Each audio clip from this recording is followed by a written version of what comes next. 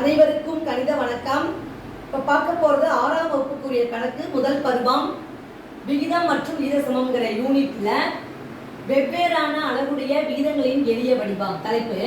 அதில் எடுத்துக்காட்டு 3.4 உள்ள கணக்கை பார்க்க போகிறோம். 40 நிமிடத்திற்கும் 1 மணி நேரத்திற்கும் இடையே உள்ள விகிதத்தை காண்க அப்படின்னு சொல்லி கணக்கு கொடுக்கப்பட்டிருக்கு.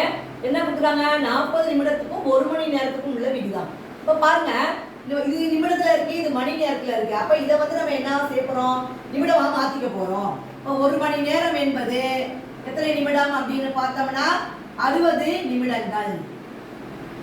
1 மணி நேரம் என்பது 60 நிமிடங்கள். அப்ப நம்ம கொடுக்கப்பட்ட கணக்கு என்ன? 40 நிமிடத்துக்கும் 1 மணி நேரத்துக்கும் உள்ள வித்தியாசம் விகிதம் கேட்டுக்காங்க. 1 மணி நேரம் என்பது 60 நிமிடங்கள். இப்போ பாருங்க, இப்போ இந்த பூஜ்ஜியத்துக்கு இந்த பூஜ்ஜியத்தை அடிச்சிட்டேன்.